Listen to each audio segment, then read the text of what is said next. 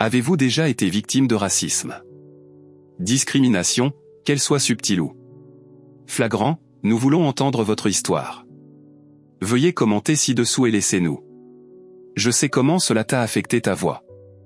Question et en partageant, nous pouvons vous aider.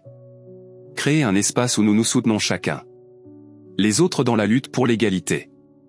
Pour commencer, le centre commercial était vivant. De l'énergie en ce samedi après-midi ensoleillé.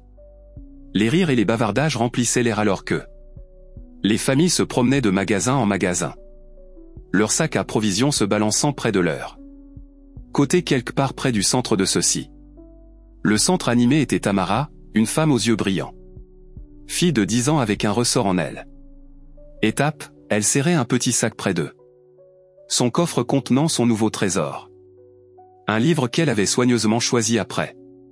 Passer près d'une heure à explorer le librairie pour Amara, ce n'était pas n'importe laquelle.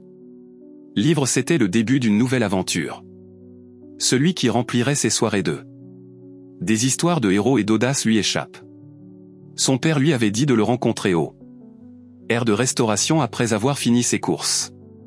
Et elle s'y rendit avec impatience. Se faufilant dans la foule malgré elle. Le jeune âge, Amara respirait la confiance en elle. Les cheveux tressés se balançaient derrière elle alors qu'elle marchait et son visage s'éclairait de joie alors que elle imaginait plonger dans le premier chapitre de son livre que tout le monde n'a pas partagé. Son enthousiasme. Paul, le seigneur du centre commercial. Un agent de sécurité se tenait près de l'entrée.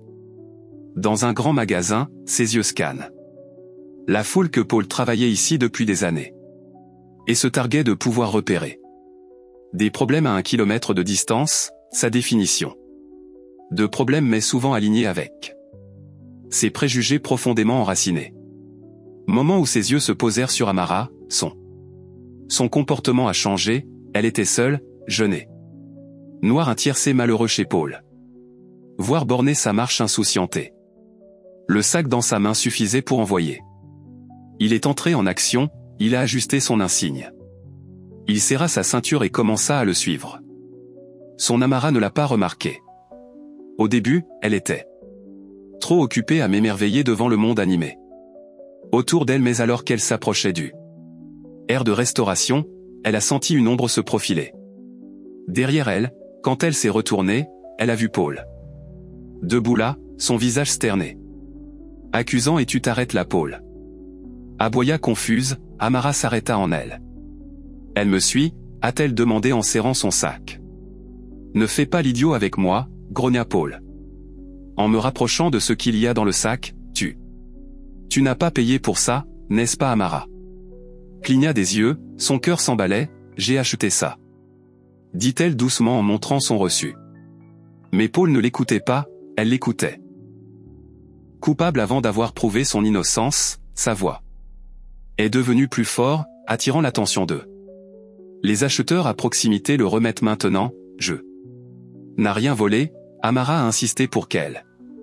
La voix tremblante, elle essaya de lui montrer le reçu, mais Paul lui a arraché le sac de ses mains. Les acheteurs ont commencé à rassembler leurs murmures de plus en plus fort à mesure. Ils ont regardé la scène se dérouler, Amara a senti la piqûre de l'humiliation et de la peur comme Paul fouilla dans son sac en l'ignorant. Proteste alors avec la foule qui le regarde. Je suis allé encore plus loin, petite voleur, il a craché avant de lever la main. Un halètement collectif se répercuta à travers le foule alors que le poing de Paul se connectait avec la petite silhouette d'Amara, l'a fait dégringoler. Au sol, Amara a heurté le carrelage. Avec un bruit sourd, sa petite silhouette s'effondrait sous la force du coup. Pour un bref instant, le môle animé est tombé.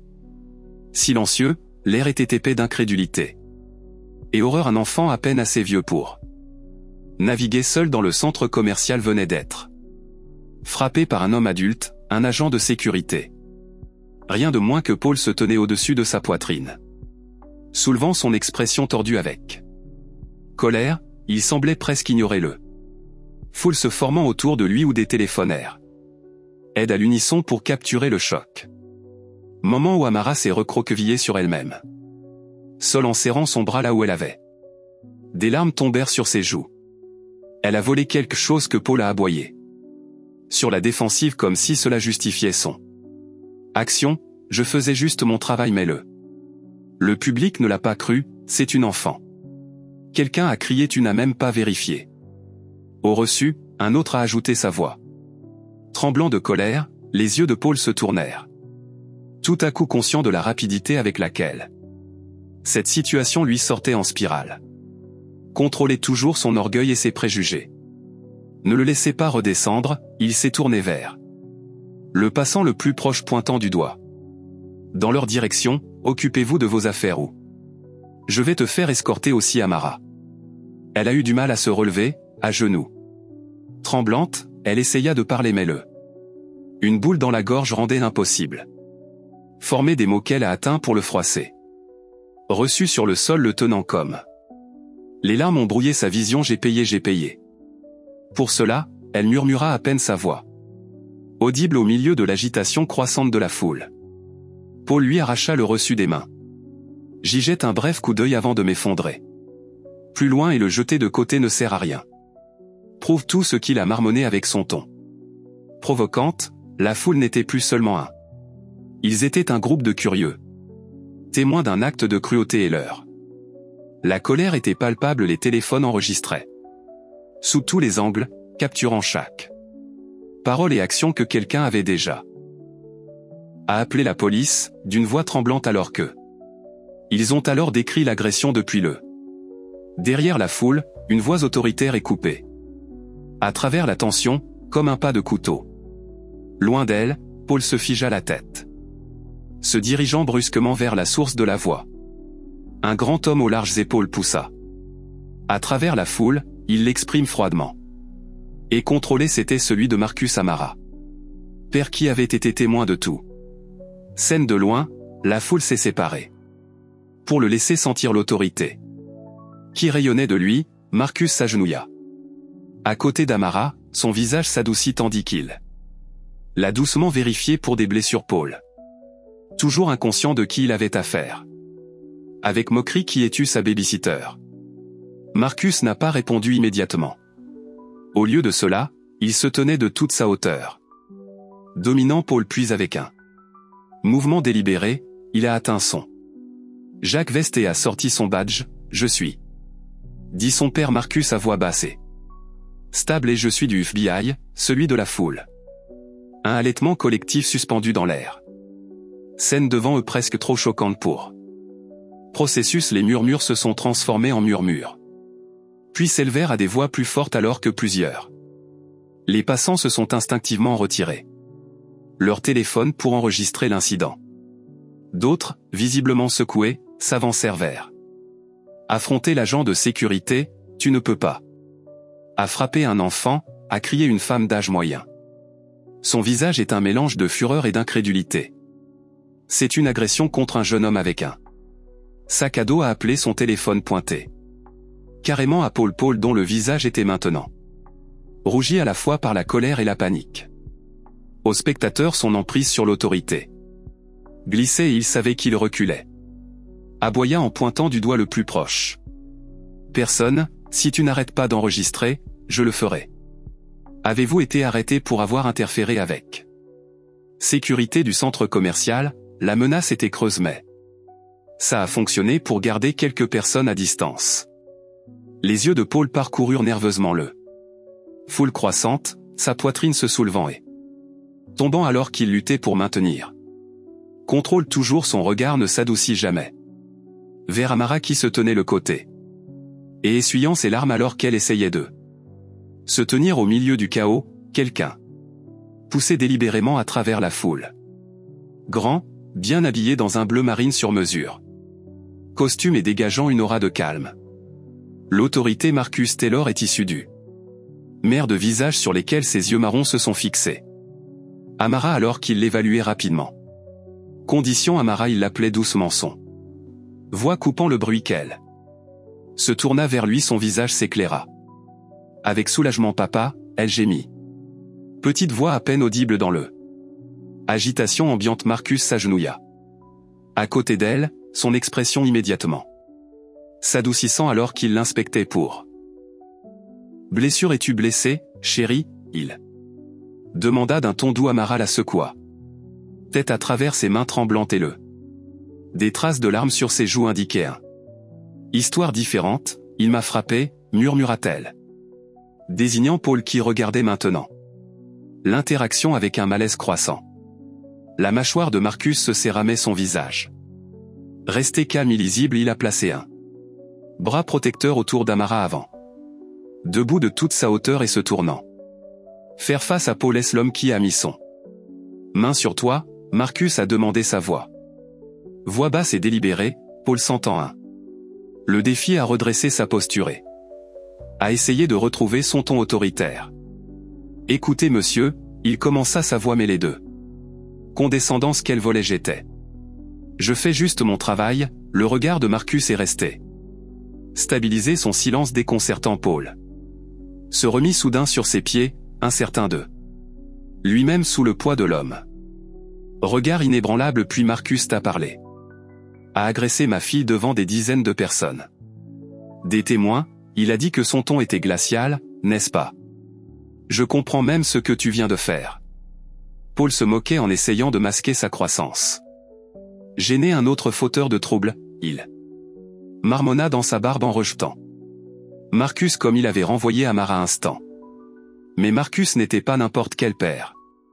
Et Paul était sur le point d'apprendre que à la dure, la foule se tut tandis que Marcus prenait un pas de plus vers Paul, son mesuré comportement béligne la tempête qui fait rage à l'intérieur. Le costume sur mesure et la présence calme de Marcus aurait dû être un cadeau mort mais l'arrogance de Paul l'a aveuglé. La science prend du recul. Sir Paul a déclaré que la voix craquait légèrement alors qu'il levait un main. Tu interfères avec mal. Procédure de sécurité. Les lèvres de Marcus se sont courbées. Dans le moindre soupçon de sourire cependant. Il ne transportait aucune chaleur en matière de sécurité. Procédure, il répéta son ton dégoulinant. Avec incrédulité, c'est ce que tu es. Appelant ainsi, il fit signe à Amara qui était maintenant réconforté par une sorte étranger de la foule. Paul a soufflé. Sa poitrine aspirant à l'autorité, il non. Je n'avais plus à écouter mon pote, je ne sais pas qui. Tu penses que tu le es mais c'est mon juridiction si vous avez un problème. Discutant avec la direction de M, une vague de des murmures parcouraient la foule tandis que Marcus fouilla dans la poche intérieure de son blazer, l'air semblait s'épaissir avec. En attendant, je ferai exactement ça, Marcus. Dit en sortant son badge et en le retournant. C'est ouvert à tous pour voir l'agent spécial.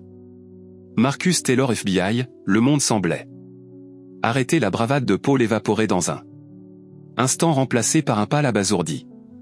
Expression, il cligna des yeux rapidement comme si essayant de donner un sens à ce qui était. Ça arrive, je ne savais pas que Paul balbutia. Sa voix à peine au-dessus d'un murmure. Non toi. Marcus n'a-t-il pas répondu brusquement à ses yeux se rétrécissant. Mais l'ignorance ne vous sauvera pas. Maintenant la tension dans la foule a changé. Où il y a eu de l'indignation et du choc. Il y avait maintenant un sentiment palpable de.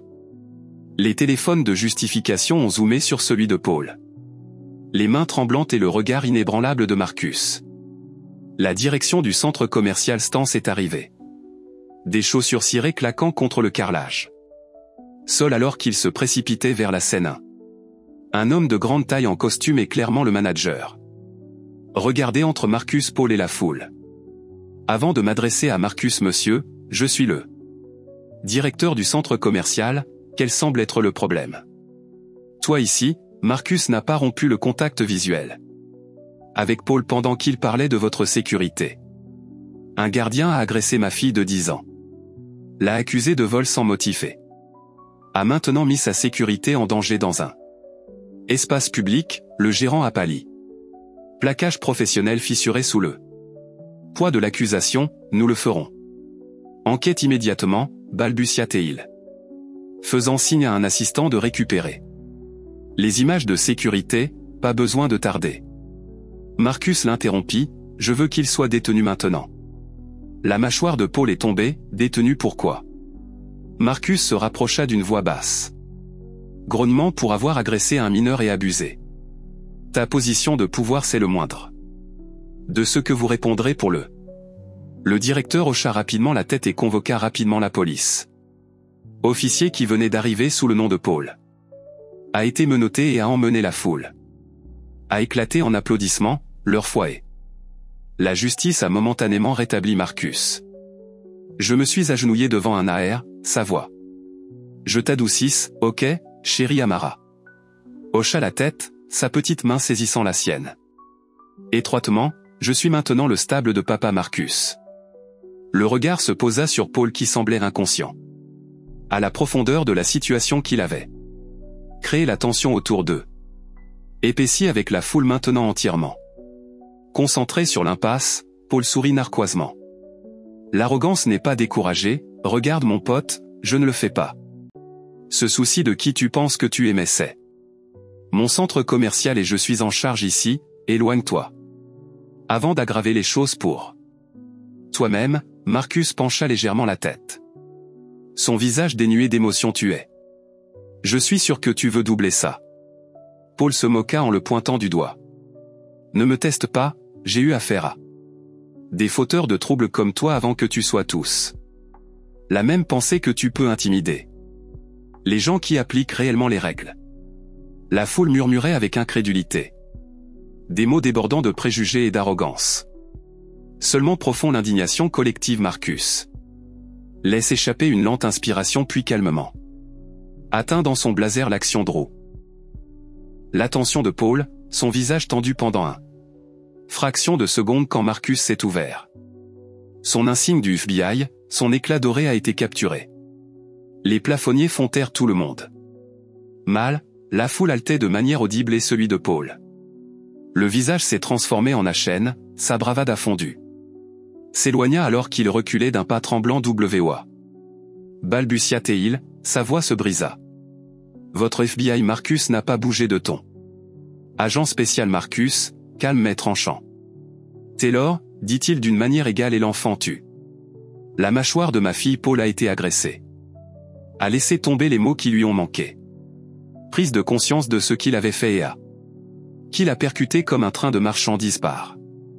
Cette fois, le directeur du centre commercial, un haï. Un homme en costume gris s'est précipité dans la scène flanquée d'assistance. Qu'est-ce que c'est? Continue ici, il a demandé sa voix. Marcus, essoufflé, tourna la tête. Légèrement pour lui adresser cet homme, il a commencé à faire signe à Paul à agresser mon fille et l'a accusé de vol. Sans raison, je veux accéder à tous. Des images de sécurité de cet incident et qu'il soit arrêté immédiatement. Le réalisateur cligna des yeux rapidement en remarquant le badge du FBI et sécurité tremblante. Garde bien sûr, agent Taylor, il a dit. Faisant rapidement signe à son assistant. Nous allons récupérer les images tout de suite. Excusez-vous au nom de tous Paul.